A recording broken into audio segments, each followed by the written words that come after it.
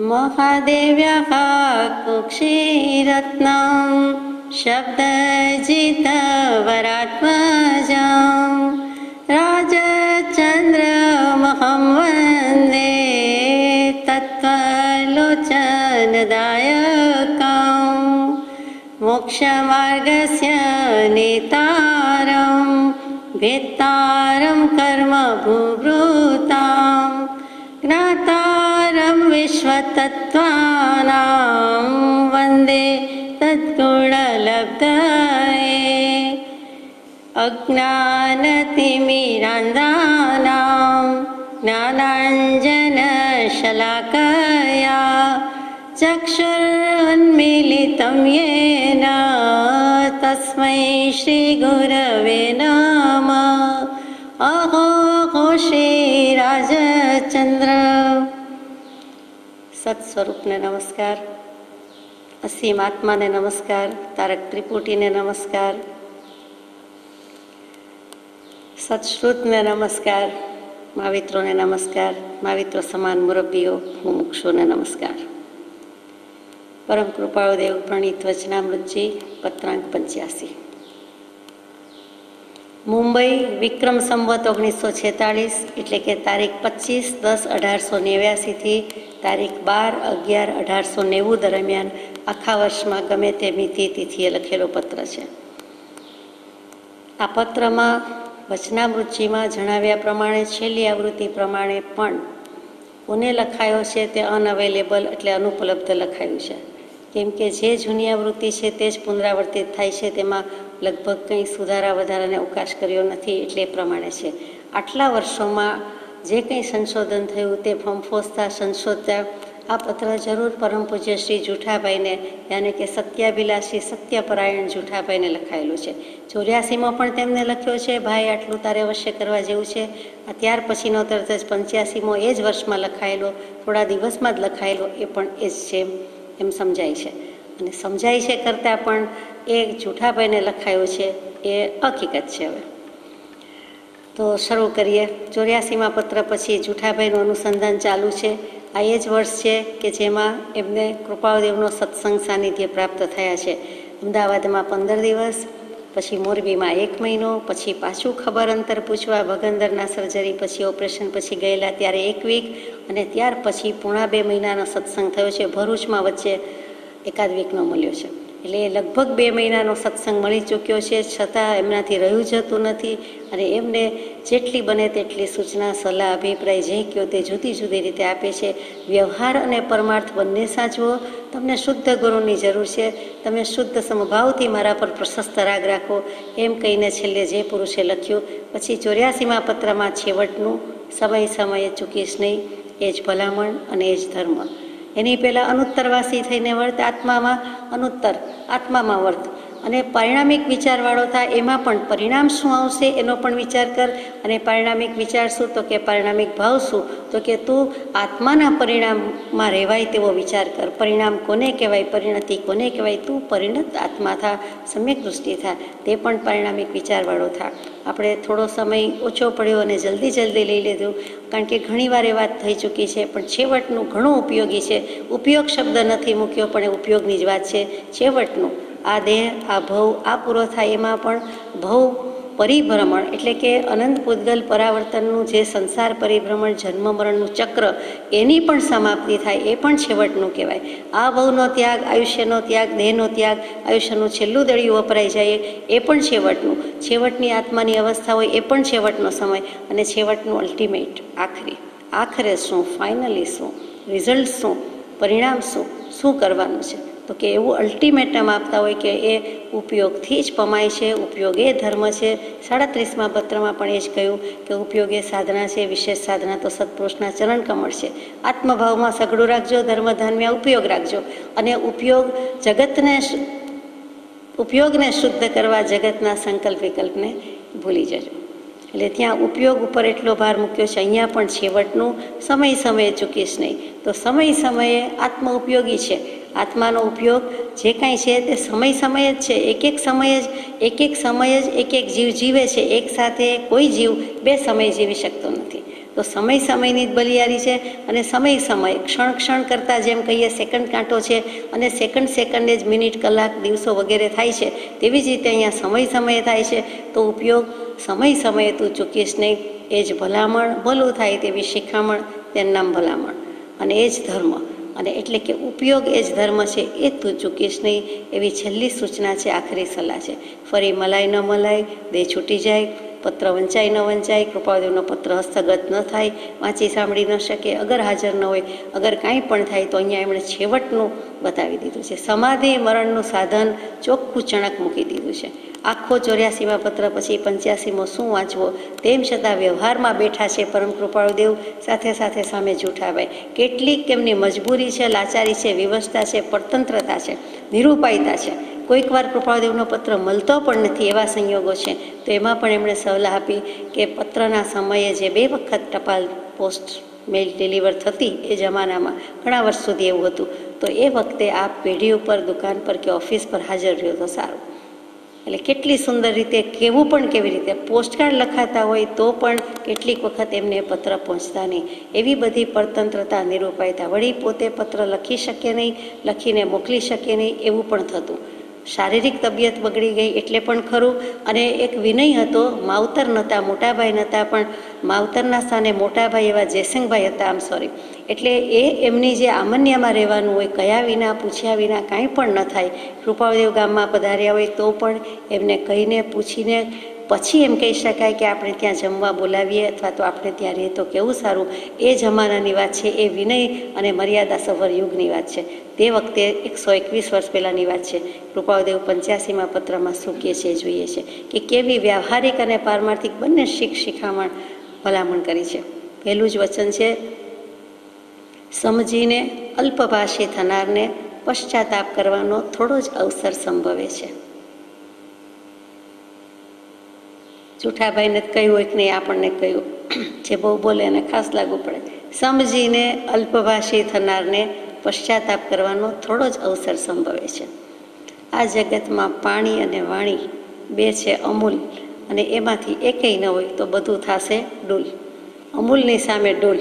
પ્રાસ બેસવા માટે નથી, બેસાડવા માટે નથી, પણ ખરેખર જે કંઈ છે તે પાણી અને વાણીથી જ છે. એ 2 નથી તો કાંઈ નથી. એટલે વાણીથી જ જે કંઈ છે. શું કામ આટલી વાણીનો મહિમા આપ્યો હશે? સારું બોલવું, વચનયોગ હોવો એ જ દુર્લભ વસ્તુ છે. અનંતકાળ સુધી નિગોદમાં, એકેન્દ્રિયપણામાં, 2 ઇન્દ્રિય, 3 ઇન્દ્રિય, 4 ઇન્દ્રિય, પંચેન્દ્રિય, એમાં જે પશુ પંખીની ભાષા હોય તે, પણ અક્ષરથી, શબ્દથી, ભાષાના પૂતગલ આપણે જે રીતે વાપરીએ છીએ તેમ બોલી શકીએ છીએ, તેમ સાંભળી શકીએ છીએ, તેમ સમજી શકીએ છીએ, તેમ એનો પ્રત્યુત્તર આપી શકીએ છીએ, તેમ અથવા ભણી શકીએ, ભણાવી શકીએ, કંઈ પણ જે માધ્યમ છે તે અતિ દુર્લભ છે. આ પંચેન્દ્રિયપણામાં પણ નથી. વળી સંઘની અને અસંઘની પંચેન્દ્રિય, આ બધામાં વચન શક્તિ, આમ બધું જોવા જાવ તો માત્ર મનુષ્યોને જ મળી છે. દેવો, નારકો, તિર્યંચો, એને એની ભાષા આપણે કહીએ, એની બોલી, એ એની એકબીજાની રીતે સમજી જાય. આપણે જે રીતે કહીએ છીએ ભાષા અને વચન, એ તો મનુષ્યને જ છે. અને મનુષ્યમાં પણ કેટલાક તો વિકલાંગ હોય છે, તો બોલી શકતા નથી, વિચારી શકતા નથી. એમાં પણ આપણે સંઘની પંચેન્દ્રિય, વળી કાંઈક સભાન હોઈએ એવું મન, વિચાર કરવાની શક્તિ, મનન કરવાની શક્તિ, અને બધું જ કરી છૂટવાની શક્તિ. તો વચન શક્તિનો મહિમા જેવો તેવો નથી, મનુષ્ય ભવ મળ્યા પછી પણ. તો તેમ છતાં વચન શક્તિનો સદુપયોગ કરવાનો છે, દુરુપયોગ કરવાનો નથી. હાથનોંધમાં કૃપાળુદેવ પહેલી હાથનોંધમાં મૂકી દે છે, આત્મ પરિણામની વિશેષ સ્થિરતા થવા વાણી અને કાયાનો સંયમ ઉપયોગપણે કરવો પડે છે. બહુ સુંદર વચન છે. આત્મ પરિણામની વિશેષતા થવા, સ્થિરતા થવા, સ્વસ્થ તો છે જ, વિશેષ સ્થિરતા થવા વાણી અને કાયા, એટલે મન, વચન, કાયામાં વચન અને કાયા. મનનું જ કંઈ કામ નથી, કેમ કે આત્માનો ઉપયોગ છે એ જ મન રૂપે પરિણમે છે. જ્યારે સંકલ્પ વિકલ્પ કરે છે ત્યારે આત્માનો ઉપયોગ જ મન રૂપે થાય, એટલે એ તો ગણવાનું નથી, તો એ તો સ્થિર છે. તો વચન અને કાયા રહી, તો એનો ઉપયોગ પણ કેવી રીતે કરવો પડે છે, કરવો જોઈએ. ઉપયોગપણે, ઉપયોગ તો છે જ, પણ ઉપયોગ રાખીને, ધ્યાન રાખીને, જતના કરીને, યત્ન રાખીને, કાળજી રાખીને, બીજાના કાળજાને ઘા ચોટ ન પહોંચે તેવી રીતે સંયમ, અંકુશમાં રાખીને, મર્યાદામાં વર્તીને, પોતે એનું મહત્ત્વ સમજીને ઉપયોગ કરે છે, કરવો પડે છે. એ જ વસ્તુ ઉપદેશ નોંધમાં મૂકી 676માં પાના પર કે ઘણું કરીને પ્રયોજન વિના બોલવું જ નહીં, તેનું નામ મુનિપણું. મુનિપણું એટલે આપણે કહીએ મૌન જ રાખતા હોય અથવા મૌન રાખે તે મુનિપણું ના. મૌન રાખે બહિર્વાચાનો ત્યાગ થયો. અંતરવાચાનો પણ ત્યાગ હોય, બહિર્વાચાનો પણ ત્યાગ હોય, ત્યારે મુન એટલે જાણપણું, આત્માનું જાણવું તે જણાઈ જાય છે. આત્માનો અનુભવ થઈ જાય છે, યથાર્થ જ્ઞાન થઈ જાય છે, સમ્યક જ્ઞાન થઈ જાય છે, સમ્યક દશા થઈ જાય છે. એટલે બંનેનો જો ત્યાગ કરી દીધો હોય તે મુનિપણું છે, કેમ કે આત્મજ્ઞાન પ્રાપ્ત થયું છે. બાકી મુનિપણું નથી, બાકી બાહ્ય મૌન છે. તો અહીંયા એમ કહી દીધું કે ઘણું કરીને મોટે ભાગે પ્રાયઃ પ્રયોજન વિના બોલવું જ નહીં, તેનું નામ મુનિપણું. પછી મનથી પણ બોલવું ન જોઈએ. અંતરવાચા ચાલતી હોય, અંતર જલ્પના, બબડાટ, એ જો મનમાં બધું મન એક મન બીજા સાથે બોલ્યા કરતું હોય, વાત કર્યા કરતું હોય, તો એ ઠીક નથી. અને એ પણ કદાચ શક્તિ નથી તો ચલાવી લેવું પડે, નથી કરી શકતા ત્યાં સુધી. કેમ કે વચન યોગ પ્રવર્તાવીએ એટલે આપણાથી સામાજીવને પણ દુઃખ પહોંચાડવાની કે પહોંચી જવાની પૂરેપૂરી શક્યતા છે. મનોયોગ છે, મન પર જ્યાં સુધી કંટ્રોલ નથી તો ઠીક છે, મનમાં બોલ્યા કરીએ, પણ જેવું વચન બાણ છૂટે એટલે તરત જ કોઈકને તીર ભોંકાઈ જાય છે અને એનાથી મન દુઃખ પહોંચે છે, અથવા સારું પણ થાય છે. પણ બંને રીતે હોવા છતાં વચનને બાણ કીધું છે, અને બાણ છૂટે કે તીર છૂટે એટલે ખલાસ, એ વાગે, અને વાગે એટલે પતી ગઈ વાત. તો ન વગાડવું એ આપણા હાથમાં વાત છે. કોઈકને ASS કહી દીધું તો ભલે કહી દીધું, પણ એ શબ્દ કેવો છે તો કે ગદહા, સંધિ થઈ જાય છે. ગદ્દા કહીએ છીએ, ગદહ શબ્દ છે. તો કે ગદહ શબ્દ છે. ગદ એટલે શું તો કે સંસારરૂપી રોગ, ભવરૂપી રોગ, કર્મરૂપી રોગ, એને હરણ કરી જાય છે. ભલે ને કીધું, આપણને ભગવાન જેવું કહી દીધું કે સંસારરૂપી રોગને હરણ કરનારા, પછી ભલે ને ગમે તે શબ્દ વાપરે, ગમે તે વાપરે, તો આપણને કંઈ લાગુ પડતું નથી. કેમ કે આપણે નોર્થ પલટાવી દીધો.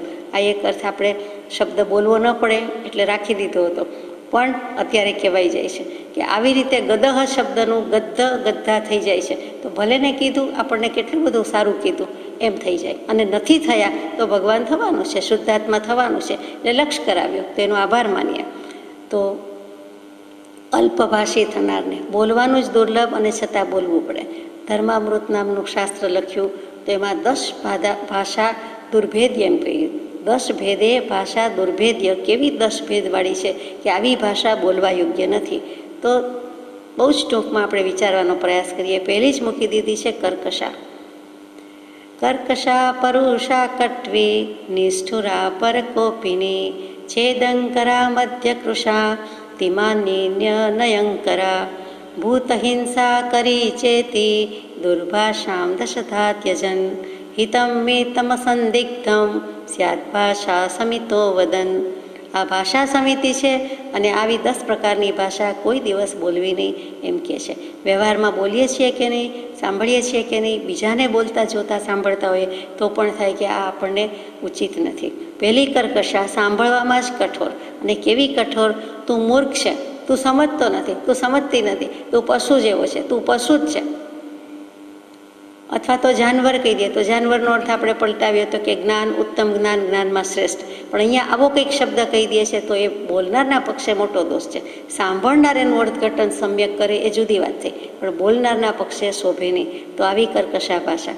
બીજી પરુષા. પરુષા એટલે પણ કઠોર જ છે. તો કે મર્મવેદક. તું દુષ્ટ છે, તું દુર્જન છે, તું સારો નથી, તું સજ્જન નથી, એમ જે કહી દે છે તો ત્યાં એકદમ જ કઠોરતા છે કે તું આમ નથી જ, તું જતો જ રહે, તું મરી જા, એવા બધા શબ્દ આવી જાય તો કે તો પરુષા ભાષા છે. એ પણ આપણી ડિક્શનરીમાં હોઈ શકે નહીં. કટવી, કટુતા, કડવી, ઉદ્વેગજનક, તું નીચ છે, તું અધમ છે, તું હલકો છે, અને એમ કરીને પછી આગળ ઘણું બધું કહે તો એ પણ શોભે નહીં.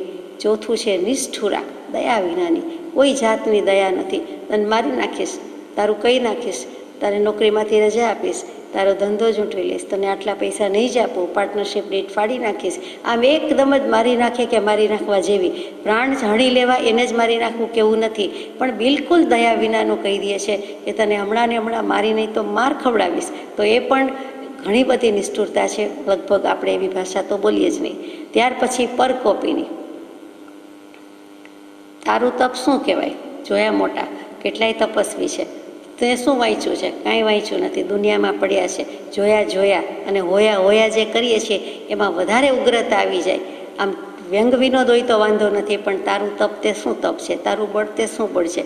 તારું રૂપ તો શું છે? તારી પાસે તો શું છે? તો એમ કાંઈ જ નથી એમ કેવું છે. એ જે કેવું છે તો એ પર કોપીની સામાન્ય ક્રોધ આવે, ગુસ્સો આવે એવી વચન છે. પછીની ભાષા જે છે છેદંકરા, તો કે બળ અને શીલને છેદી નાખનારી છે. કોઈના અછતા દોષ અથવા તો છુપા છે, પોતે જાણે છે તો એને પ્રગટ કરીને કહી દેવી. છેદંકરા, છેદ ઉડાડી દેવો, એ છેદંકરા ભાષા છે, એ પણ ન બોલવી. ત્યાર પછી મધ્ય કૃષા, હાડો હાડ લાગી જાય તેવી, સાંધે સાંધા ખખડી જાય. ગાંજા આપણે હાજા ગગડી જાય કહીએ, અહીંયા કૃપાળદેવ લખે છે કે સાંધા ગગડી જાય તેવી. અહીંયા કૃપાળદેવનું વચન તો મધ્ય કૃષા જ આપણે કહી, અલ્પભાષી થવાનું કીધું, પણ મધ્ય કૃષામાં ધર્મામૃતકાર એવી રીતે લખે છે. પછીની છે શબ્દ અતિમાનીની, અતિમાનપૂર્વક બોલાય, સ્વસ્તુતિ કરે, પોતાનું અભિમાનપૂર્વક વાત કર્યા કરે અને પરની નિંદા કરે. પોતાનું મહત્વ સ્થાપિત કરવા માટે બીજાની નિંદા કરે, અથવા બીજાની નિંદા કર્યા પછી પોતાનું મહત્વ, પોતાના વખાણ, સ્તુતિ વગેરે કરે, તો અતિમાનીની એ પણ કઠોર ભાષામાં જ જાય અથવા દુર્ભાષામાં જાય. પછીનો શબ્દ છે અનયંકરા. અનયંકરા તો કે પ્રસંગોમાં પરસ્પરને લડાવી મારે, ઝઘડા કરાવી દે, ક્લેશકારી કરાવે. પ્રસંગ શબ્દ જ એવો છે કે પરસંગ, એ પારકાનો સંઘ છે, એ સંગ જ છે, સંઘ ભાવ જ પોષે છે. પોતે એકલો બેઠો હોય તો પોતાના કશાય વગેરેનો દેહ ભાવનો સંઘ છે, પણ ક્યાંક મળ્યો અને મોટા પ્રસંગ કયો કે નિમિત્ત કયો, એમાં તો ટોળે ટોળામાં તો આવું બહુ જ થાય, તો એમાં એકબીજાને કોઈને લડાવી મારવા એવી કંઈક ભાષા બોલવી. એ આમ કહેતા હતા, એ આમ નહોતા કહેતા, એણે આમ કહ્યું અથવા તો આ કહેવાનું રહી ગયું, અથવા તો એ તો આમ વાત કરતા હતા. એ બધું શું છે તો કે પોતાને કે પરને અથવા બીજી બંને પાર્ટીને ઝઘડા ટંટા થાય છે, તો એ અનયંકરા ભાષા પણ બોલવી નહીં. અને 10મું છેલ્લું, આ 10 દુર્ભાષામાં ભૂત હિંસાકારી. ભૂત કહેતા કોઈ પણ અસ્તિત્વ માત્ર ધરાવે છે એવો આત્મા, કોઈ પણ જીવજંતુ, સર્વ પાણમ ભૂયમ જીવમ સત્તાણમ આશાયણાએ કહીએ છીએ કે સર્વ પ્રાણી, સર્વભૂત, સર્વ જીવ, સર્વ સત્વની આસાધના કરી હોય તો તસ્મિચ્છામિ દુક્કડમ. ત્યાં પ્રાણી, ભૂત, જીવ, સત્વ, એમાં બધા આત્મા આવી ગયા. કોઈ પણ ગતિના કોઈ પણ જીવજંતુ બધું આવ્યું, તો એ ભૂત અને હિંસા કરી, તો કે એને કોઈ પણ રીતે પ્રાણીના પ્રાણનો વધ કર્યો હોય, કરાવ્યો હોય કે અનુમોદ્યો હોય, શારીરિક રીતે ન કર્યો હોય પણ મનથી પણ જે અંતઃકરણ મરી ગયા, મારી નાખ્યા જેવું દુભાવ્યું હોય, તો એ પણ ભૂત હિંસા કરી ભાષા છે. આ 10 ભાષા એને દુર્ભાષા કીધી છે. એ આપણામાં ન હોય, ક્યારેય આ 10 ભાષાનો દોષ ન કરીએ તો પણ કદાચ આ ભવ જીતી ગયા, કલ્યાણ કરી ગયા. કેમ કે એમાંથી જ થાય છે તુજ વિયોગ સ્ફૂરતો નથી, વચન નયન યમ નાહી. વચન અને નયનનો કંટ્રોલ નથી. હે ભગવાન, હે પ્રભુ શું કહું, દીનાનાથ દયાળ. એટલે જ આજ સુધીનું પરિભ્રમણ ઊભું છે. સૌથી વધારે જોયાનો દોષ છે, દૃષ્ટિનો દોષ છે, દેખ્યાથી દુઃખ થાય છે. તો એ જોયાનું જાણ્યાનું જે કહીએ છીએ તે, અને આપણે જેવું કંઈક દૃષ્ટિ પડે છે, દર્શન થાય છે, તરત સાચું ખોટું, શુભાશુભ, સારું નરસું કહેવાઈ જાય, બોલાઈ જાય વગેરે. એવી જ રીતે દર્શનથી ને એવું જ વર્તનથી છે, એટલે તરત જ ભાષા સમિતિમાં વર્તી શકતા નથી. જો આ 10 ભેદમાં 10 દુર્ભાષામાં ન વર્તીએ તો આપણે ભાષા સમિતિનું સંપૂર્ણ પાલન કર્યું કહેવાય. 5 સમિતિ 3 ગુપ્તિમાં શ્રાવકપણું હોય કે મુનિપણું હોય, ગૃહસ્થ દશામાં હોય કે મુનિ દશામાં હોય, પણ આપણે પૂરેપૂરું પાલન કર્યું કહેવાય.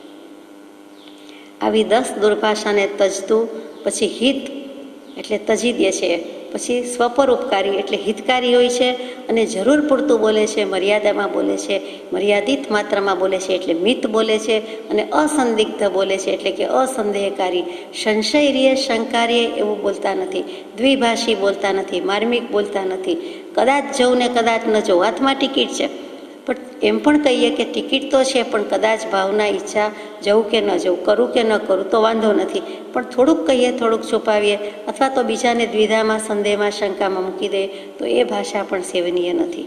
એ પણ અહીંયા કહી દીધું છે. વળી કૃપાળદેવ આખા વચનામૃતજીમાં એક જગ્યાએ સુંદર મૂક્યું છે કે ધર્મ, નીતિ, રાજ અને વ્યવહાર એ સત્ય વડે પ્રવર્તન કરી રહ્યા છે. ફરીથી ધર્મ, નીતિ, રાજ અને વ્યવહાર, આ 4 વસ્તુમાં આખું જગત આવી ગયું. એ કોના વડે પ્રવર્તન કરે તો કે સત્ય વડે પ્રવર્તન કરે. સત્ય છે જ તો જ આ સૃષ્ટિ છે.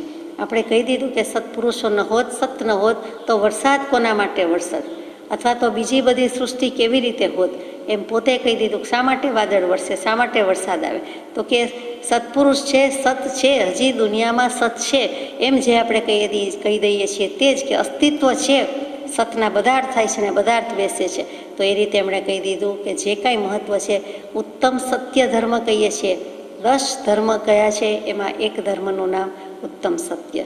ઉત્તમ ક્ષમા, પછી માર્દવ, પછી આર્જવ, પછી શૌચ અને પછી સત્ય, પછી સંયમ, પછી તપ, પછી ત્યાગ, પછી આકિંચન્ય, પછી બ્રહ્મચર્ય. એટલે વચનની ભાષા સમિતિ 5 સમિતિમાં આવી ગઈ, તો પણ મનોગુપ્તિ, વચનગુપ્તિ, કાયિક ગુપ્તિમાં પાછી વચનગુપ્તિ લીધી. એટલે કેટલું ડબલ મહત્વ છે, 2 ગણું બમણું ઓછામાં ઓછું થયું.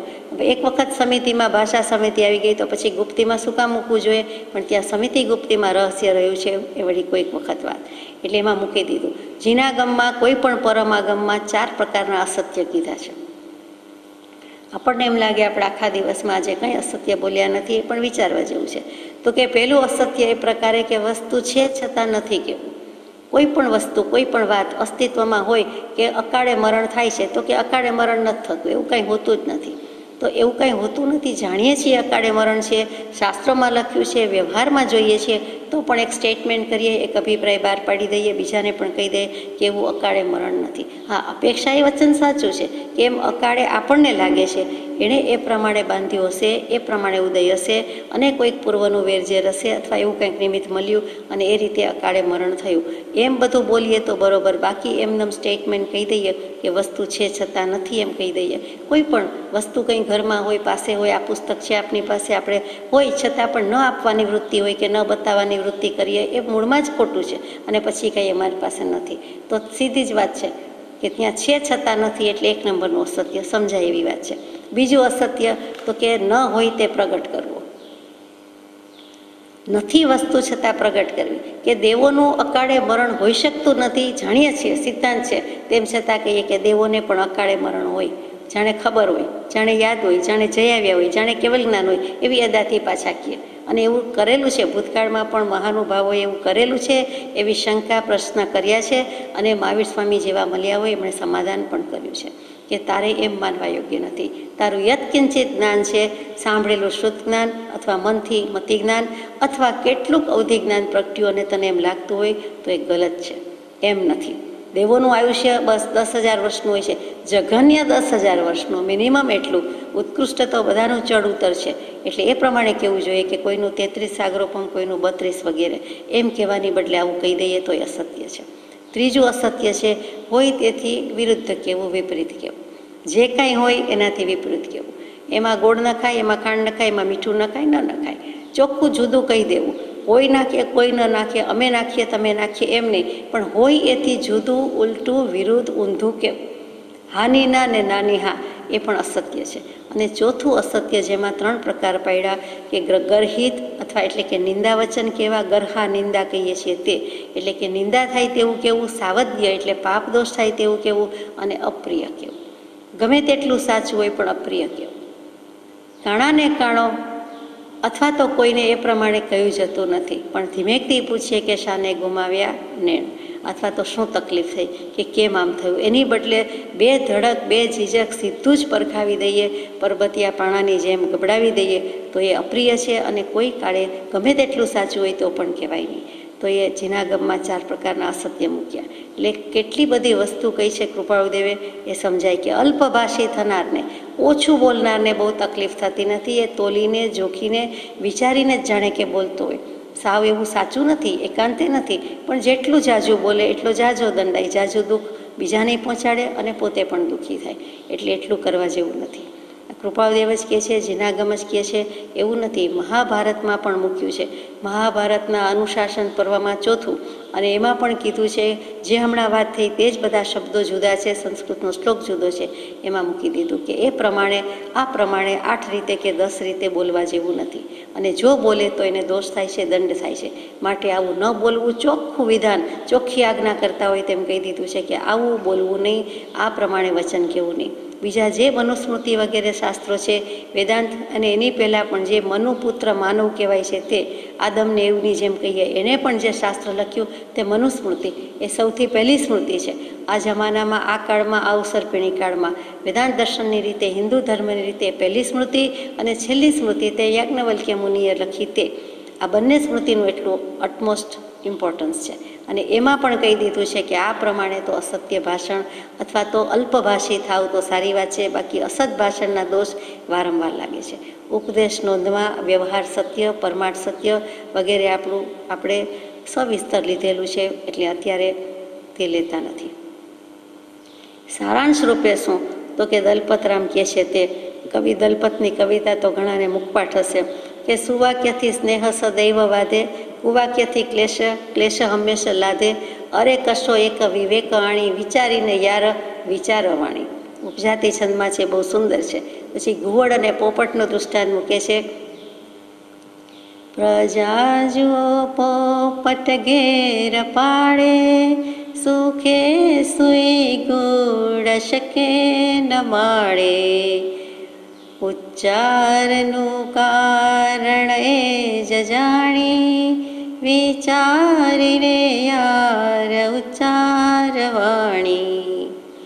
પોપટ બે બોલથી બંધાયો પણ ટેસથી પિંજરામાં, ભલે ને ગમે તેવું પિંજરું જ છે પણ તો પણ ઘરમાં એને રહેવા મળે છે, કેમ કે એ બે બોલથી બંધાયો, કોઈ એને પાડે છે. ઘુવડ રાત્રે જ દેખે એટલે પોતાના માળામાં હોવા છતાં સુખે સૂઈ શકતો નથી અને એની ભાષા પણ અપશુકન્યાળ કહેવાય છે વગેરે. તો પોપટ અને ઘુવડના દૃષ્ટાંતથી સમજાવ્યું. બહુ સ્થૂળ દૃષ્ટાંત છે પણ વ્યવહારિક છે, રોજબરોજના વ્યવહારમાં દેખાતું છે. તો વાણીથી જ જીવ બંધાય છે, બધી રીતે બંધાય છે, દંડાય છે. મીઠું બોલે તો પણ એવું છે, પણ તેમ છતાં પોપટનું દૃષ્ટાંત વિચારવા જેવું કહી દીધું છે. અને છેલ્લે દલપતરામ કહે છે કે ભલો બુરો તોપ તણો ભડાકો, આ જ પદમાં કહે છે. હવા વિશે હોય જતો હડાકો, કહો તમે કેમ શકાય તાણી, વિચારીને યાર ઉચ્ચારવાણી. કે ગમે તેવું બોલી જવાય તો છૂટેલું બાણ, છૂટેલું તીર, છોડેલું બાણ એટલે કદી પાછું આવતું નથી. અને એવી જ રીતે ગુમાવેલી તક કદી પાછી આવે નહીં. ઠાણાંક સૂત્રમાં ચોભંગીમાં સુંદર મૂક્યું છે. તો એવી જ રીતે આ બધું પાછું આવતું નથી. એમ ભડાકો થઈ ગયો, તોપનો ભડાકો સારા માટે કે ખરાબ માટે, હવામાં વિખેરાઈ ગયો, વિસર્જન થઈ ગયો, બધાએ જોયો નહીં પણ બધાએ સાંભળ્યો, પણ એને કાંઈ પાછો વાળી શકાતો નથી. એકવાર ટ્રિગર દબાઈ ગઈ એટલે ખેલ ખલાસ, વાત પૂરી થઈ ગઈ. તો પછી વિચારીને બોલવા જેવું છે, એમ દલપતરામ કહે છે. વિચારીને વાણી વધો કદી ન વણશે કામ, ભારતો લતો જન ભલા રાખે દલપતરામ. એ દલપતરામની કવિતા આપણને બીજા ત્રીજા ધોરણમાં આવતી. તો બહુ સુંદર કહી દીધું, સમજાય કે ન સમજાય, લખી તો ગયા છે સુંદર, કરવાનું બાકી. અને છેલ્લે ભાષાની વાતમાં કે અલ્પભાષી થાય. 103 નંબરના પત્રમાં 7 બોલ મૂક્યા. અલ્પ શું કરવું? અલ્પહાસી થવું, અલ્પભાષી થવું, અલ્પ પરિચય થવું, અલ્પ આવકારી થવું વગેરે વગેરે. એ પત્ર આવે ત્યારે એની વાત, પણ એમાં પણ અલ્પભાષી મૂકી દીધું છે. તો અલ્પભાષી થાય એ ક્યારે થાય તો કે સુંદર રીતે જીનાગમમાં 8 ગુણ મૂકી દીધા કે અવસરે બોલે, થોડું બોલે, બોલ ન કરે, એ પહેલો ગુણ. બીજો ગુણ કે બોલ કરે, અવસરે બોલે તો પણ થોડું બોલે, અને સાથે સાથે ઇષ્ટ મિષ્ટ અને મનોજ્ઞ બોલે. પહેલું જ મૂકી દીધું. મહાનીતિમાં પણ એ જ મૂકી દીધેલું હતું. પહેલું જ સત્ય વચનની વાત કરેલું, સત્ય પણ પ્રિય વચન બોલવું. એ 700 મહાનીતિનું પહેલું જ વચનમાં કૃપાળુએ બધું કહી દીધું. અહીંયા પહેલું થોડું બોલે, અવસરે બોલે અને થોડું બોલે. પછી બીજું અવસરે થોડું પણ પાણો ગબડાવે એમ નહીં, પથ્થર ગબડાવે એમ નહીં, ઇષ્ટ મિષ્ટ પ્રિય લાગે તેવું, ઈચ્છા પડે તેવું, મનોજ્ઞ બોલે, મનપસંદ બોલે. ત્રીજું મિષ્ટ પણ બોલે પણ સમયોચિત બોલે, સારું બોલે, સાચું બોલે તો પણ સમયોચિત હોવું જોઈએ. લગ્નના પ્રસંગે રામ બોલો ભાઈ રામ ન બોલાય, એ ગમે તેટલું સત્ય છે પણ ત્યારે ન બોલાય. એવી જ રીતે ચોથો બોલ છે કે સમયોચિત બોલે તો પણ વાક ચાતુર્યથી બોલે. રાજા, પ્રજા, સરકાર, મોટા માણસો, મોટી સભા, કોઈ પણ પરિષદ એને મંત્રમુગ્ધ કરે તેવી રીતે બોલે તો એ વાક ચાતુર્ય કે વાક છટા છે. થોડુંક બોલીને રહી જાય તો એમ પણ ચાલે નહીં કે ઓછું બોલવાનું કહ્યું છે ને એટલે 1 વાક્યમાં પૂરું થઈ ગયું, 1 મિનિટમાં પૂરું થઈ ગયું તો એમ પણ ન ચાલે. પછી ચતુરાઈથી બોલે છતાં અભિમાન ન હોવું જોઈએ, અભિમાન રહિત નમ્રતાપૂર્વક બોલે. પોતાનું દૃઢ મંતવ્ય હોય, શ્રદ્ધાવાળું હોય, પાકે પાયે હોય તો પણ નમ્રતા હોય. આપણે ઘણીવાર કહીએ છીએ કે હું આમ દૃઢપણે માનું છું, ચોક્કસ માનું છું, પણ નમ્ર ભાવે કહું છું, લઘુત્વ ભાવે માનું છું. એમાં આપણે નમ્રતાનો દાવો કરીએ છીએ બોલવામાં. ખરેખર નમ્રતાનો દાવો હોય, લઘુતા આવે તો લઘુતા મેં પ્રભુતા વસે, પ્રભુતા છે પ્રભુ દૂર. તો એ જીવ પામ્યા વિનાનો રહે જ નહીં. વૃક્ષ પર ફળ આવે તો એ હંમેશા લચી પડે છે, નમી પડે છે. એટલે જ્ઞાન દશા કે જ્ઞાન પ્રગટે તો એ નમ્ર હોય જ. નમ્રતા હોય તો જ એ જ્ઞાન પ્રગટે, અને જ્ઞાન પ્રગટે પછી એ નમ્રીભૂત થાય જ થાય. છઠ્ઠો બોલ છે અભિમાન રહિત બોલે, પણ પાછું માર્મિક કે મર્મભેદક ન બોલે.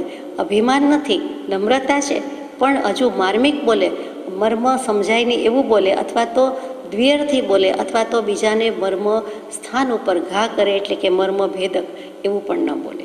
અને માનો કે આ બધું બોલે તો પણ સાતમો બોલ છે કે શાસ્ત્રોની સાક્ષીયુક્ત બોલે, શાસ્ત્રોની સાક્ષીએ બોલે. કે શાસ્ત્રથી વિરુદ્ધ, શાસ્ત્રથી ઓછું, શાસ્ત્રથી અધિક, વિપરીત કાંઈ ન બોલે. કોઈ પણ વ્યવહાર હોય, ગમે ત્યાં હોય, પરમાર્થની વાત હોય કે નહીં, તો પણ શાસ્ત્ર સિવાયની વાત ન કહે. શાસ્ત્રા પુરુષના વચનની ઉપેક્ષા ન કરે, સાક્ષીથી બોલે. અને સૌથી છેલ્લું કે સાક્ષીયુક્ત બોલે તો છતાં પણ શાતા કરી બોલવું જોઈએ.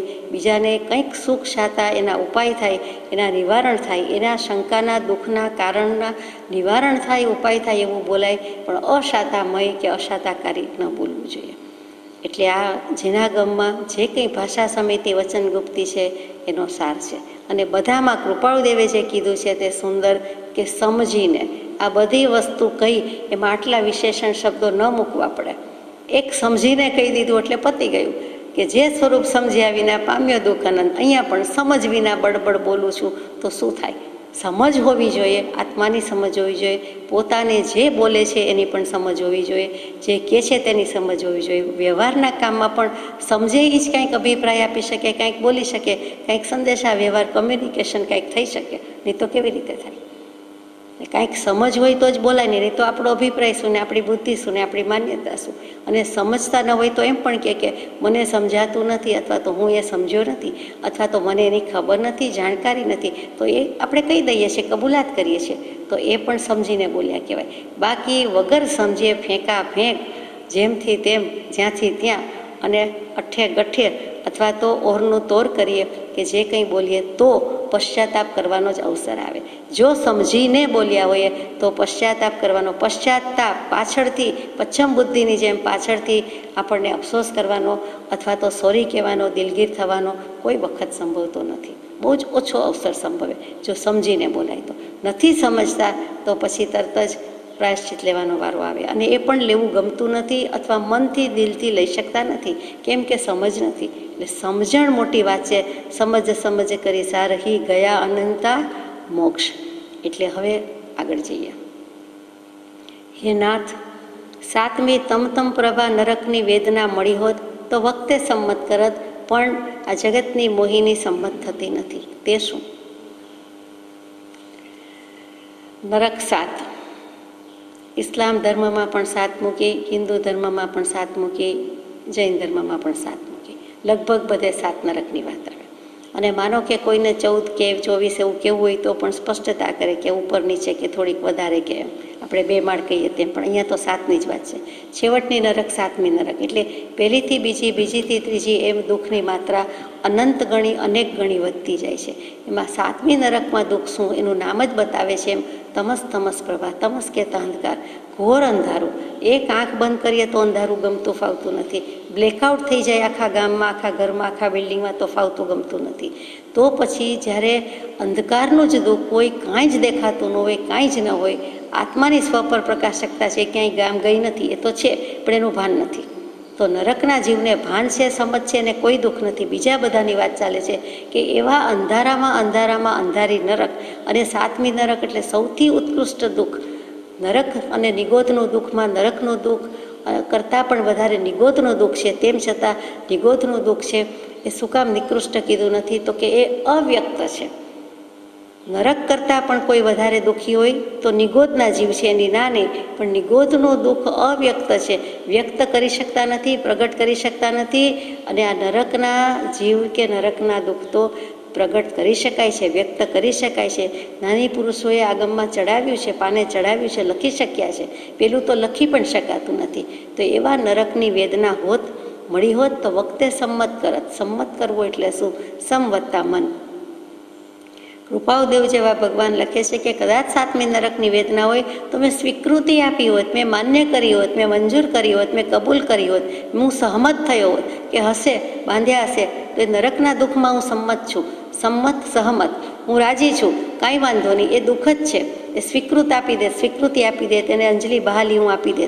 પણ એની સામે શું છે તો કે જગતની મોહિની એ સંમત થતી નથી. નરકનું દુઃખ કે વેદના સારી, પણ જગતની મોહિની મને માન્ય નથી, હું એને સ્વીકૃતિ આપતો નથી. આ મોહિની શું છે કે જેને ભગવાન સંમત કરતા નથી? તો કે મોહિની મોહ પમાડે તેવી કોઈ પણ સ્ત્રી, મોહ પમાડે તેવી કોઈ પણ નારી જાતિની વસ્તુ, મોહ પમાડે તેવી અપ્સરા, આ બધું મોહિનીનું રૂપ છે, મોહિનીના અર્થ છે. વિષ્ણુ ભગવાને જ્યારે સમુદ્ર મંથન થઈ ગયું, દેવો દાનવો ઝઘડતા હતા, એ સમુદ્ર મંથનના અંતે 14 રત્નો નીકળ્યા, એમાં લક્ષ્મીજી પણ નીકળ્યા, અને એમાંથી ઝેર પણ નીકળ્યું, એમાંથી અમૃત પણ નીકળ્યું. લક્ષ્મીજી તો વિષ્ણુ ભગવાનની પાસે, અમૃત નીકળ્યું તો કે દેવોને આપી દેવું છે, ઝેર નીકળ્યું તો કે નીલકંઠ શંકર મહારાજને, શંકર ભગવાનને આપ્યું. એટલે શિવજી પી ગયા, તો પી ગયા એમ તો નહીં કહેવાય, પણ ગળે રાખી દીધું, એટલે પેટમાં પણ ન પધરાવ્યું, બહાર પણ નહીં કાઢ્યું, અને જગતના જીવોને પણ ન રહેવા દીધું, પોતે જ ઝેર પી લીધું. તો એ એમની સજ્જનતા છે, એ મોટપ છે, એ જ્ઞાની પણ જ્ઞાન કહેવાય એ અપેક્ષાએ. એટલે શિવજીને સજ્જન કયા છે, પરમ સજ્જન કયા છે, એ આપણે સજ્જનતાના પાઠમાં વિચાર્યું હતું. એ જ શિવજી. અને પછી વિષ્ણુ શું કરે છે તો કે લક્ષ્મીજી લઈ લીધા, પણ પછી પોતે દેવોને અમૃત આપવું છે, દાનવોને આપવું નથી, કેમ કે એ તો અત્યાચાર જુલમમાં કરવામાં કંઈ બાકી ન રાખે, એટલે એને અમૃત આપવું નથી, પક્ષપાત છે. તો છે, પણ તે પાત્ર નથી, ઉચિત નથી, એટલે દાનવને, એટલે અસુર દાનવ એ પણ હલકી કોટીના દેવ જ છે, એને આપવું નથી, તો દેવોને અમૃત આપવું છે. એટલે વિષ્ણુ ભગવાને મોહિનીનું, અપ્સરા જેવું એક સ્ત્રીનું રૂપ ધારણ કર્યું.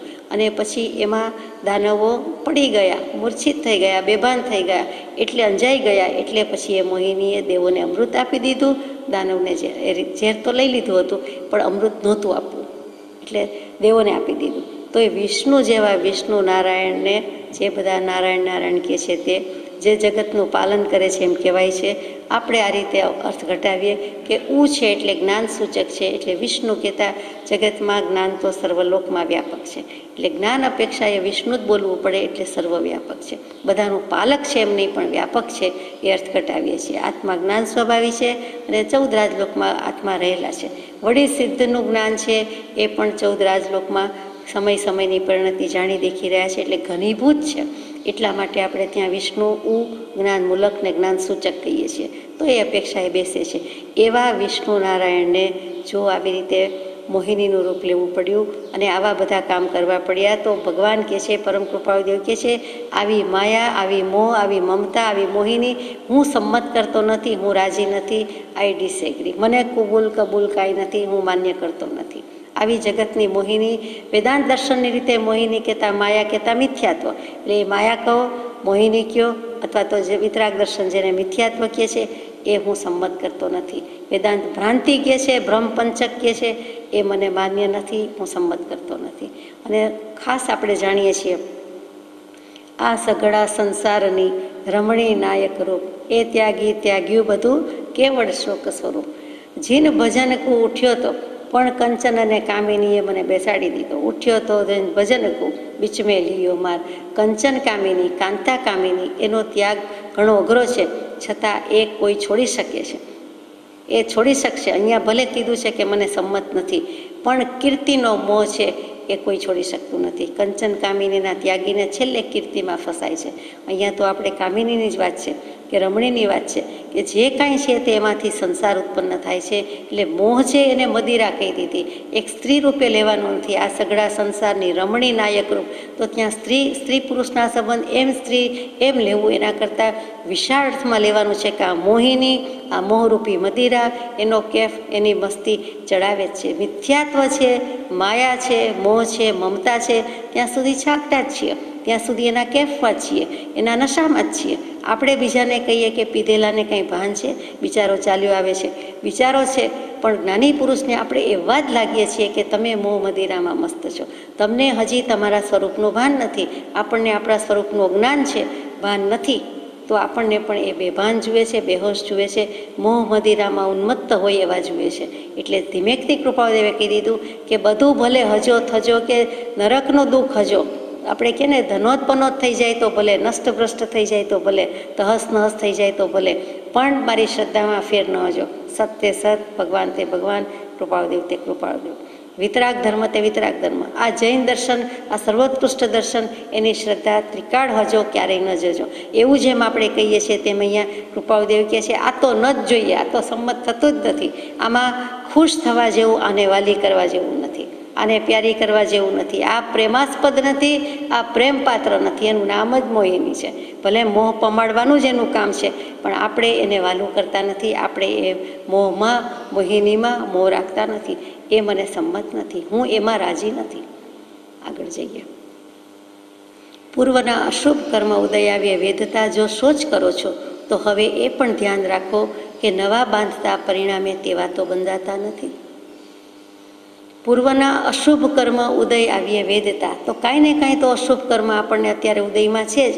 જ્ઞાનાવર્ણીય હોય, દર્શનાવર્ણીય હોય, વેદનીય હોય, મોહનીય હોય, આયુષ્ય, નામ, ગોત્ર, અંતરાય, પણ અમુક અંશે તો અશુભ છે, અમુક અંશે ઘણા શુભ છે, પણ અમુક અંશે હજુ અશુભ છે, શુદ્ધ તો નથી જ.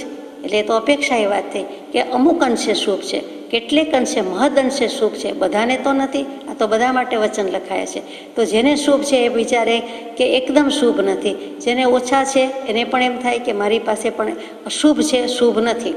તો ભલે કેમ આવ્યા, તો કે પહેલાં એવા બાંધ્યા, પહેલાં અશુભ ભાવ કર્યા એટલે અશુભ કર્મ બાંધ્યા એટલે અશુભ ઉદયમાં આવ્યા. કંઈ વાંધો નહીં, ભલે જેટલા આવે એટલા આવી જાઓ, આ ભવે લડી લઈએ. આ ભવે આપણને સત્પુરુષના બોધરૂપી શસ્ત્ર છે, હથિયાર આપણા હાથમાં છે, તો લડી લઈ લે. જેને આવવું હોય તે આવી જાય. સમપરિણતિ રાખશું અને સમતા ભાવે વેદી લઈશું. પણ કેવી રીતે? તો કે જો સોચ કરો છો, વિચાર કરો છો, તો હવે એ પણ ધ્યાન રાખો. આટલું બધું સ્પષ્ટ આજ્ઞાત્મક, સૂચનાત્મક ભાગ્યે જ લખનારા કૃપાળુદેવ લખે છે. જુઠાભાઈને લખ્યું, આપણને પણ લખ્યું કે એ પણ ધ્યાન રાખો કે નવા બાંધતા હજુ દશા નથી, એટલે નવા બંધાય તો છે, પણ પરિણામે તેવા તો બંધાતા નથી. પાછા અશુભના અશુભ બાંધ્યા. માનો કે તીવ્ર વેદનીય હોય તો એમ થાય કે અરે મેં પહેલાં બાંધ્યા, પણ હવે જ્યારે વસવસો કરે છે, વિચાર કરે છે, ત્યારે સોચ વિચારમાં, દુઃખમાં એને એમ થાય છે કે પાછા મને અસાતા વેદનીયના જ તો નથી લાગતા ને. જ્ઞાનાવર્ણીય બહુ છે એનો વિચાર કરે તો એમ થાય કે અહો 2 અક્ષર યાદ રહેતા નથી, કે વાંચતા લખતા આવડતું નથી, અગર સમજણ શક્તિ નથી, ક્ષમ નથી, કાંઈ નથી. પણ ફરી પાછું હું એવું તો કાંઈ નથી કરતો કે જેથી કરીને મને આ ભવે પણ પાછા જ્ઞાનાવર્ણીય જ લાગ્યા કરે છે. એટલે તરત જ એને થાય કે હટી જવું, કે જ્ઞાન અને જ્ઞાનીમાં હું કાંઈ નિંદા કરું છું, તિરસ્કાર કરું છું, આશાતના કરું છું, અવગણના કરું છું, એવો વિચાર આવે. જ્ઞાન પ્રત્યે મને બહુમાન જ ના આવ્યું, ધર્મ પ્રત્યે મને બહુમાન જ ના આવ્યું, જે કોઈ કરે છે એવા જીવો પ્રત્યે પણ બહુમાન ના આવ્યું, એવો કોઈક ભાવ. એટલે પછી મોહનીય કર્મનો વિચાર આવે કે કોઈક ને કોઈક તો સમ્યક દૃષ્ટિ થાય છે, જ્ઞાની થાય છે, મોક્ષે જાય છે, તો પછી હું હવે મને મોહનીયનું બળ છે, તો મિથ્યાત્વ છે, તો હું દર્શન મોહનો ક્ષય કે ક્ષમ નથી કરી શક્યો, માટે સમ્યક દર્શન નથી. તો હવે તો પાછું એવું નથી બાંધતો કે મને ફરી 70 કરોડાકરોડ સાગરોપમનું અનંતાનુબંધી લાગે, એ ન પોસાય. મોહનીય કર્મ એમ લાગ્યા જ કરે. એક તો એની સ્થિતિ 70 સાગરોપમ, બરાબર, કે 70 કરોડાકરોડ સાગરોપમ, 70 કરોડાકરોડ સાગરોપમ. કરોડાકરોડ કોને કહેવાય? બોલો, આમાં કાંઈ વાર લાગી નહીં. 1 કરોડ ગુણ્યા 1 કરોડ, ત્યારે 70 કરોડાકરોડ. તો એટલા સાગરોપમની સ્થિતિમાંથી 69 કરોડાકરોડ સાગરોપમ ગયા હોય અને થોડુંક જ બાકી હોય. એક અર્ધ પૂતગલ પરાવર્તન જ બાકી રહે, એવું ન કરું. આટલો બધો અનંત પૂતગલ પરાવર્તનમાંથી 2 પૂતગલ પરાવર્તન સુધી આવીએ, 1.5 સુધી આવીએ, એટલે માર્ગ સન્મુખ થાય, શ્રવણ સન્મુખ થાય, પછી ધર્મ સન્મુખ થાય. ધર્મ સન્મુખ એટલે સમ્યક દર્શન સન્મુખ, સ્વભાવ સન્મુખ થાય, અને અર્ધ પૂતગલ પરાવર્તનમાં મોક્ષ ન થઈ જાય. વધુમાં વધુ અર્ધ પૂતગલ પરાવર્તન. 1000મું નામ હોય ટ્રેનમાં, પ્લેનમાં, RSC વેઇટિંગ લિસ્ટ, પણ આ બધા કહે કે ભલે 1000મું એનો વારો આવી જ જાય, કારણ કે 5000ની ટ્રેન છે, કે 5000 માણસને પ્લેનમાં બેસાડે છે, તમારું નામ આવી જશે. તો કેટલી શ્રદ્ધા, કે આ કેટલી ગેરંટી આપે છે. આ લોકનો માણસ, ટિકિટ ચેકર કે કંડક્ટર કે ટિકિટ બારી પર બેસનારો, આટલી કુમારીથી કે આટલું પતાકડું આપણને જ્યાં ત્યાં પહોંચાડે, મુંબઈ જશે ને કલકત્તા જશે ને પ્લેનમાં અમેરિકા જાય, એના ઉપર જેટલી શ્રદ્ધા છે એટલી આપણને આમાં નથી. એ જ સમજાતું નથી કે અશુભ કર્મ ઉદયમાં આવ્યા તો આવ્યા, બંધાઈ ગયું, ત્યારે અજ્ઞાન હશે, ભાન નહીં હોય. હવે યત્કિંચિત કાંઈક તો 2 શબ્દની ખબર પડે છે, તો હવે એટલી તો સમજ છે કે આ બાંધવા જેવા નથી, છતાં બંધાઈ જાય છે. એટલે એ બધું વિચારતા એમ થાય કે દર્શન મોહનો જ અનુભાગ ઘટાડવો પડે. એ દર્શન મોહ એટલે મિથ્યાત્વ જશે, મોડું પડશે, તો જ કંઈક કામ થશે. સીધું કંઈક જ્ઞાનાવર્ણીય ક્ષય નહીં થાય, સીધું દર્શનાવર્ણીય થઈ શકશે નહીં. થોડોક પ્રયત્ન થાય. સીધી સાદું દૃષ્ટાંત કહું કે કોઈ કે જ્ઞાનાવરણીય કેમ ક્ષય થાય યાદ જ રહેતું નથી, એ બોલવા કેવા પૂરતું છે. એકવાર સાંભળતા લખતા વાંચતા યાદ ન રહે. કોઈ 5 વાર વાંચે, કોઈ 5 વાર લખે, 25 વાર લખે, 10 વાર લખે, એને શું યાદ ન રહે? પણ એ કરવું નથી. તો એ જ્ઞાનાવરણીય કર્મનો ત્યારે ક્ષયોપશમ થાય છે, ક્ષય થતું જાય છે. આપણે 5 વાર લખીએ, એક શબ્દ એક વખત લખાવતા તો યાદ ન રહે. એક વાક્ય, એક મુદ્દો, કાંઈ પણ એક વાર લખવામાં યાદ ન રહે. 2 વાર લખીએ, 5 વાર લખીએ તો પછી થાય જ છે ને, યાદ રહે જ છે ને. પણ એ પુરુષાર્થ કરવો નથી. અને આપણે કહીએ જ્ઞાનાવરણીય કેમ જાય, તો જ્ઞાનાવરણીય કેમ બંધાય, કેમ જાય, એ કોઈક વખત કર્મના ચમત્કાર પાઠમાં આપણે થોડો ઘણો વિચાર કર્યો હતો. ફરી કોઈ વાર એવો મુદ્દો આવશે તો કરીશું. પણ અહીંયા તો અત્યારે આટલું જ કે અશુભ કર્મ તો ઉદયમાં આવ્યા જ કરે છે જ. પણ તે વખતે અત્યારે ભોગવી રહ્યા છીએ ત્યારે એમ થાય કે શરીરને તો શાતા અશાતા વેદનીય છે, એ તો એક એક રોમ રાજીમાં, એક એક રૂવાંટે, એક એક આત્મપ્રદેશે વેદવું જ પડે. પણ મોહનીય કર્મ બિચારું સારું છે, ગમે તેટલું જબરું છે તો પણ સારું છે કે આપણે શરીર ઉપર વેદવું પડતું નથી. એ મોહનીય માન્યતાનો વિષય છે, ખોટું પકડું છે એ મૂકી દઈએ. અસત છે અને ભગવાન કહે છે, ઊંધું છે અને ભગવાન કહે છે કે આ વિપરીત મિથ્યાત્વ, આ અસત, તો પછી આપણે મૂકી દઈએ, છોડી દઈએ. એટલે હળવા ફૂલ એ મિથ્યાત્વ મૂકી શકાય છે, છોડી શકાય છે. એ નથી જોતું, હવે નથી કરવું. ધર્મને અધર્મ કહીએ, અધર્મને ધર્મ, સદગુરુને અસદગુરુ, અસદગુરુને સદગુરુ, આ જ બધું મિથ્યાત્વ છે. અભિનય મિથ્યાત્વ, આશાતના મિથ્યાત્વ, કેવા બધા શબ્દો મૂક્યા. અભિનિવેશિક મિથ્યાત્વ એક કંઈ જોઈતા નથી. તો એ મૂકી શકાય, કેમ કે મનનો વિષય છે, આત્માનો વિષય છે, માનસિક છે, મૂકી દેવાનું છે. પેલું શરીરે વેદવું પડે છે. એવી જ રીતે વેદનીય કર્મ બધા કર્મમાં સૌથી વધારે દળિયા લઈ જાય છે. જાણે કે ઘણા બધા લાડવા વાળવાના હોય અને લોટ હોય, જેના બાંધવાના હોય, જેના બનાવવાના હોય તેના, અને એમાંથી ભાગ પાડવાના હોય. તો 8 કર્મનું સોર્ટિંગ થતું હોય તો 8 કર્મના ખાતામાં ખતવણી કરતી વખતે મોહનીય કર્મ વધારે લઈ જતું નથી, બીજું એકેય કર્મ વધારે લઈ જતું નથી. વેદનીય કર્મને દળ કયો કે લોટ કયો કે દળિયા, કર્મના દળિયા, આત્મપ્રદેશો કહીએ તેમ કર્મ પ્રદેશો, એ ઇન્ગ્રેડિયન્ટ્સ જે દળિયા શબ્દ છે, દળ કહીએ છીએ, તે એને વધુમાં વધુ જોઈએ છે એ વેદનીય કર્મને. કેમ કે કોઈ પણ જીવને પ્રદેશે પ્રદેશે વેદવાનું છે, શરીર ઉપર વેદવાનું છે. આત્મપ્રદેશ શરીર, એટલે એને એ દળિયા વધારે જોઈએ, એનું માપ મોટું, એને વધારે જોઈએ, એનો ખોરાક વધારે, સાદી ભાષામાં. એટલે 8 કર્મમાં વેદનીય વધારે લઈ જાય છે, એને એ કર્મના દળિયા હંમેશા વધારે હોય. મોહનીયમાં એવું નથી. એટલે મોહનીય ગમે એવું અઘરું છે જીતવું, તો પણ જીતી શકાય છે. અને કૃપાદેવે વચનામૃતજીમાં મૂકેલું જ છે. તો હવે આપણે એવું ધ્યાન રાખવાનું છે કે નવા પરિણામે તેવા તો બંધાતા નથી. એક તો મિથ્યાત્વનો ઉદય, અને એમાં પાછું મોહનો ઉદય, અને એ બધા વિભાવ પરિણતિમાં, વિભાવમાં ને વિભાવમાં જ સરવાળા ગુણાકાર થયા કરે, તો પછી ક્યારે બાદબાકી ભાગાકાર થાય. એટલે એ તો કરવું નથી. એટલે એ વિચારવાનું છે કે હવે મને ફરી પાછા મોહનીયના જ બંધાય છે, ફરી પાછા વેદનીયના જ બંધાય છે, એ કંઈ બાંધવા નથી, પણ વિચારણા માટે મૂકેલું છે. આત્માને ઓળખવો હોય તો આત્માના પરિચય થવું, પર વસ્તુના ત્યાગી થવું. વિભાવ પરિણતિ છે અને બંધાયા કરે છે, તો વિભાવ અને સ્વભાવ એનું ભાન કરવું, અને વિભાવ પરિણતિ ન કરવી, પરભાવમાં ન જવું, પર વસ્તુના ત્યાગી થવું, તે બોધ તરત જ આપી દીધો. તો પરને છોડી દે તો શું છે? તો કે આત્મા તો છે જ પોતાની પાસે, એટલે આત્માને ઓળખવું. પોતે જે સ્વરૂપે છે એનું નિરંતર વિસ્મરણ થતું ચાલ્યું આવે છે, એની બદલે પોતે પોતાને ઓળખવું. લક્ષણથી, ગુણથી, વેદનથી, જેનું કામ હોય તેનું ઓળખવું. આત્માનું કામ છે આત્માને ઓળખવાનું. જેનું કામ, જેની પાસે, જે વસ્તુનું કે જે વ્યક્તિનું, ત્યાં જઈએ છીએ, તેનો પરિચય ઓળખાણ કરીએ છીએ. તો અહીંયા પણ એમ જ છે કે આત્માને ઓળખવું હોય તો આત્માના પરિચય થવું. અને એ તો આપણી પોતાની વસ્તુ છે, પોતાની જ છે, એની મોનોપોલી છે. દરેક આત્મા સ્વતંત્ર છે, દરેક આત્માની માલિકી પોતાના આત્માના ગુણ ઉપર અને અનંત ચતુષ્ટય ઉપર એની એક રીત છે, બીજા કોઈની હોઈ શકતી નથી, થઈ શકતી નથી. સ્વભાવ સ્વરૂપ પોતાના જ છે. એ દીધું દેવાતું નથી, લીધું લેવાતું નથી, અને માત્ર પોતાનું છે. પોતે ભાવ કરવામાં પણ સ્વતંત્ર છે. એવા આત્માના ગુણ છે, તો એવા આત્માની શક્તિ છે, એવા આત્માના પરિચય થવું. પરિચય, ચી એટલે ભેગું કરવું, એના પરથી ચણોઠી, ચિનોતી શબ્દ આવ્યો.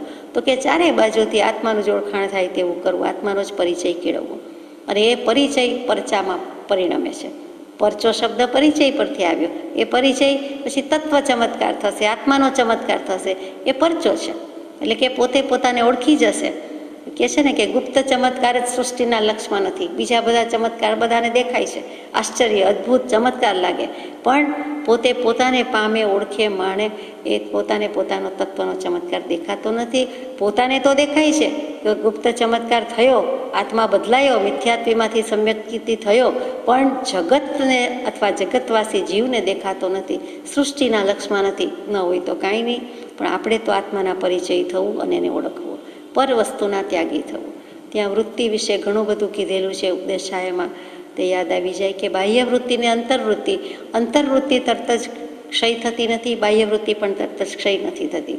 સ્વનું ઓળખાણ કરવા માટે, સ્વદ્રવ્યનું ઓળખાણ કરવા માટે પરદ્રવ્યને જાણવું પણ જરૂરી છે, કે જેથી વિવેક થાય કે આ પર તે પર, સ્વ તે સ્વ, એ હેય છે અને જ્ઞેય તો એક મારું સ્વત છે અને ઉપાદેય પણ એ જ છે.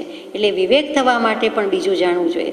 સારું અને ખરાબ બંને હોય તો ખરાબ જાણીએ છીએ તો ખબર પડે છે કે આ ખરાબ કહેવાય, તો પછી આ સારું શું, આથી બીજું જે કંઈ હોય તે જુદું કે સારું હોવું જોઈએ અને છે. એટલે ત્યાં પર વસ્તુ જાણવી જરૂરી છે, પણ ત્યાગી થવું. એ પર તે પર છે અને એ મારે છોડવા લાયક છે, ત્યાગી દેવા યોગ્ય છે. એટલે કે હે જ્ઞેય અને ઉપાધિનો વિવેક પણ આમાં મૂકી દીધો છે. જેટલા પોતાની પૂતગલિક મોટાઈ ઈચ્છે છે તેટલા હલકા સંભવે.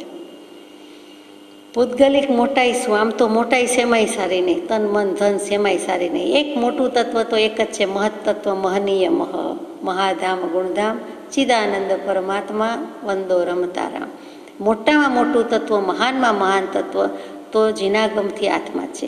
વેદાંત પણ આત્મા કહે છે, પણ સાંખ્ય દર્શન કે ઉપનિષદકારો કોઈક વખત મહત તત્વની વાત મૂકે ત્યારે પંચમહાભૂત એમાંથી બુદ્ધિ ઉત્પન્ન થાય છે. એટલે ત્યાં મહતનો અર્થ બુદ્ધિ કરે, પછી એમાંથી પાછા અહંકાર ઉત્પન્ન થાય છે, એટલે કે હું પણાનું ભાન ઉત્પન્ન થાય છે અહંકાર એટલે. અને ત્યાર પછી પાછું 5 જ્ઞાનેન્દ્રિય, 5 કર્મેન્દ્રિય અને પછી છેલ્લું 5 કોષ, એ બધું પંચીકરણ જે કહીએ છીએ તે 5 વસ્તુ, 5 × 5 = 25 એ બધું મૂકે છે. અને 25 સંખ્યામાં 25 ગુણમાં સાંખ્ય દર્શન વાત પૂરી કરે છે. આપણને તે માન્ય નથી, એટલે આપણે તે રીતે કહેતા નથી. એ મોટાઈ જોતી નથી, એ મહત તત્વ નહીં, પણ આત્મા જ મહાન અને એ જ મોટી વાત છે. જગત આખામાં આત્મા જેવો કોઈ દેહ નથી. અને આ બધા તત્વની વાત કરી, તેને જાણનારો તો પાછો આત્મા જ કે બીજું કોઈ. 25 તત્વની વાત કરનારો, લખનારો, સમજાવનારો, દર્શનમાં મૂકે, ષટ દર્શનમાં મૂકે, એ મૂક્યું કોને? એ તો ચેતને જ મૂક્યું ને, બીજો તો કોઈ છે નહીં, આત્માએ જ મૂક્યું. એટલે જે કંઈ છે તે સૌથી મોટો. કમ્પ્યુટરમાં ગમે એટલી ઇન્ફોર્મેશન હોય, સુપર ડુપર કમ્પ્યુટર હોય, પણ ડેટા અથવા કમ્પ્યુટરની શોધ કોણે મૂકી, કોણે કરી, કોણે મૂક્યું, એક વખત પણ અંદર કોણે ફીડ કર્યું, સોફ્ટવેર પણ કોણે બનાવ્યો?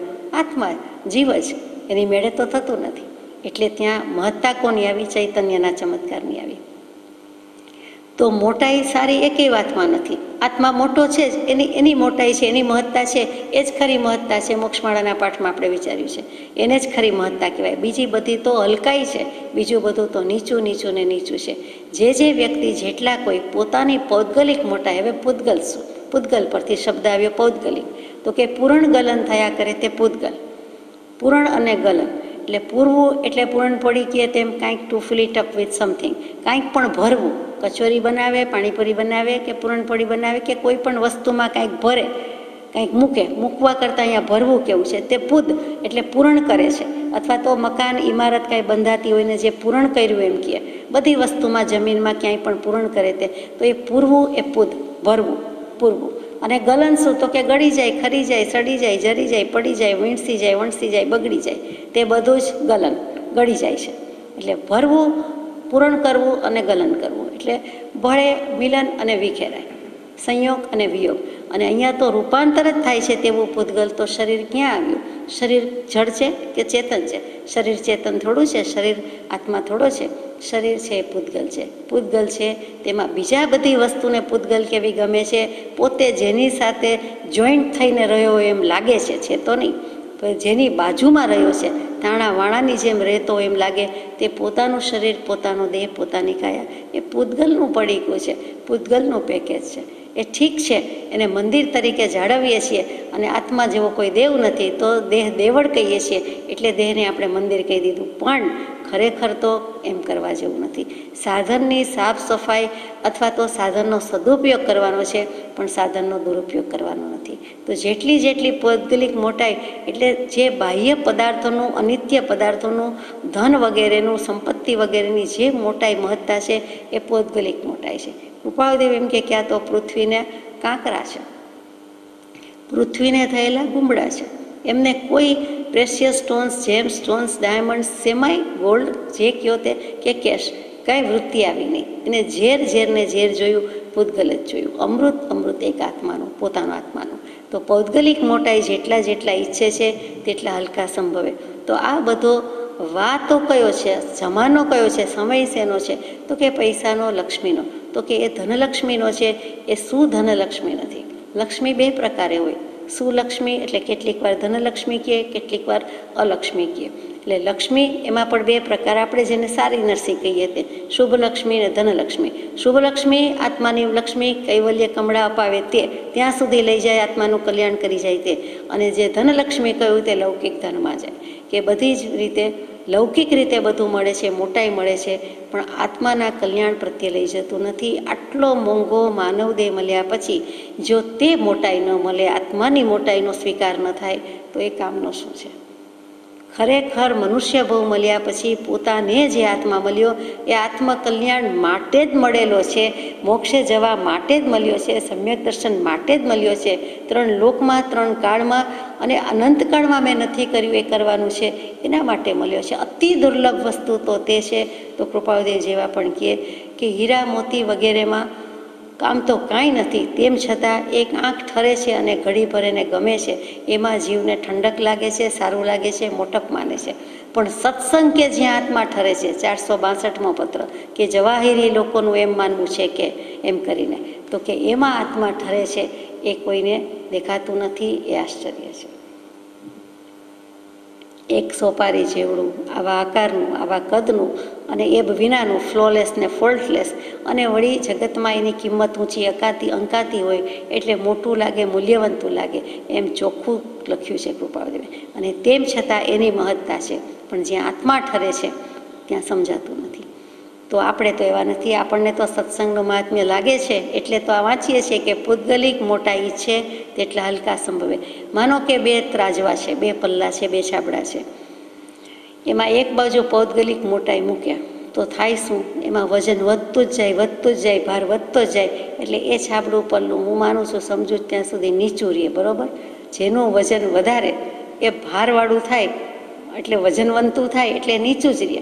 તો એ જ હલકું સંભવે. એટલે નીચું રહે એ નીચપણું કહી દીધું. જે શબ્દ બોલવાની ના કીધી છે કે અલ્પભાષી થવું, આવા શબ્દો બોલવાની ડિક્શનરીમાં ન હોય એવો શબ્દ, પણ એમણે જ લખ્યું કે હલકા સંભવે. એટલે હલકું એટલે હળવું એમ નહીં, હલકું એટલે ત્યાં નીચું, ત્યાં હલકું એટલે હળવું, નીચે ને ઉપર એમ નથી, પણ ત્યાં નીચું રહે છે એટલે આ રીતે છે. તો હલકા સંભવે એને હલકા કહી દીધા. એ ભારે છે એટલે જુઓ ઉપડતુંય નથી, કેટલું વજન છે, કેટલો ભાર છે, એમ નહીં, ઉપડી જાય સારું. રજવીરજ ઊંચી ગઈ, નરમાઈ કે તાન, પથ્થર ઠોકર ખાત હે, કરડાઈ કે તાન. એટલે પથ્થરની સખ્તાઈ છે, કઠિનતા છે, તો એ નીચે જ રહે છે, પણ પેલું નમ્ર છે તો એ ઉપર જાય છે. અહીંયા પણ એમ જ છે કે પૌદ્ગલિક મોટાઈ છે તો એ ભલે બધું ભરી રાખે, પરિગ્રહ વગેરે કરે, પરિગ્રહ તણા પોટલા ડૂબ્યા બિચારા બાપડા, આપણી જ વાત લખી છે. તો કે એ ભલે કર્યા કરે. પૌદ્ગલિક પાછી મોટાઈ, એનો આનંદ હોય. કેટલીક વખત પરિગ્રહ તો પૂર્વકર્મના ઉદયથી ભેગો થયો કે મળ્યો, એ પૂર્વની પુણ્યાય કે જે હશે તે, પણ એમાં રાચી રહીએ છીએ, એનો આનંદ આવે છે કે મારી પાસે આટલું છે, આટલું બધું છે, અથવા તો આટલું તો હોવું જ જોઈએ, આટલું તો રાખવું જ જોઈએ, વગેરે વગેરે. તો એ વખતે પૌદ્ગલિક મોટાઈ અંશે પણ છે. અને એનો જો આનંદ લઈએ, હિંસાનો, મૃષાનો અને આવો બધો ચોરીનો, એ 3નો આનંદ નથી લેતા, પણ પરિગ્રહનો આનંદ આપણે ઓછે વખતે અંશે લેતા હોઈએ છીએ. તો એ જે છે એને ભગવાને રૌદ્ર ધ્યાન કહી દીધું છે. એટલે બચવા જેવું છે કે રૌદ્ર ધ્યાન એટલે માત્ર જોરથી રડવું, કરવું, ભયંકર વિચાર કરવા, કોઈને મારી નાખવા, એટલું જ નથી. એ છે હિંસાનો આનંદ, મૃષાનો આનંદ અને ચોરીનો આનંદ. અને ચોથો જે આનંદ કીધો તે પરિગ્રહનો આનંદ. અને રૌદ્ર ધ્યાનમાં તો જવાય જ નહીં. આપણે તો ધર્મ પામવો છે, ધર્મ ધ્યાનની વાત કરીએ છીએ. એટલે જેટલા પોતાની પૌદ્ગલિક મોટાઈ છે એ બધા તો હલકા જ છે. નીચ જ છે. આત્માની મોટાઈ, આત્માની મહત્તા જે સમજે છે એ મોટા છે, મહાન છે, એ ભારે છે. પ્રશસ્ત પુરુષની ભક્તિ કરો, તેનું સ્મરણ કરો, ગુણચિંતન કરો. છેલ્લું વાક્ય આવી ગયું. પ્રશસ્ત પુરુષની ભક્તિ, તો પૂતગલમાં રાચી રહેવાનું નથી, શું કરવાનું છે? એટલે આત્માની ભક્તિ કરો, પ્રશસ્ત પુરુષની ભક્તિ કરો. પ્રશસ્ત શું? પ્રશંસા કરવા યોગ્ય, શ્લાઘા કરવા યોગ્ય, વખાણ કરવા યોગ્ય, સ્તુતિ કરવા યોગ્ય તો એક આત્મા જ છે. અને પોતાનો આત્મા હજી શુદ્ધાત્મા ન થાય ત્યાં સુધી કોનું કરવું? તો કે તેવો આત્મા જેણે શુદ્ધ કર્યો છે, જેણે પ્રાપ્ત કર્યો છે, જે રાગદ્વેષ રહિત થયા છે, જેનો ઉપયોગ શુદ્ધ થયો છે, જે અસંગ થયા છે, એવા પરમ કૃપાળુ દેવ, એવા વિતરાગ પરમાત્મા, એની ભક્તિ કરો. એટલે કે એના ભગવત સ્વરૂપનો વિચાર કરો, અર્હત સ્વરૂપનો વિચાર કરો, તેનું સ્મરણ કરો, તેને યાદ કરો અને તેનું ગુણ ચિંતન કરો. અને એના ગુણનો વિચાર કરતાં, ચિંતન કરતાં પણ આપણને તેવા જ ગુણ પ્રગટે. માટે તો મંગલાચરણ કરીએ છીએ, વંદે તદ્ગુણ લબ્ધયે. એવી જ રીતે ચિદાનંદજી મહારાજે પૂતગલ ગીતા કહી. શાસ્ત્ર જ લખ્યું પૂતગલ ગીતા. પૂતગલ ખાણો, પૂતગલ પીણો, પૂતગલ હોતી કાયા, સંતો દેખીએ બે પરગટ, પૂતગલ જાલ તમાશા. બધો તમાશો પૂતગલનો ને આત્માનો છે, પણ આ બધું પૂતગલની કાયા. તે કાયા એની માયા રાખવી નથી.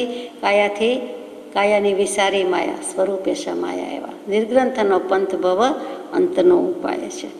સજાત્મ સ્વરૂપ પરમ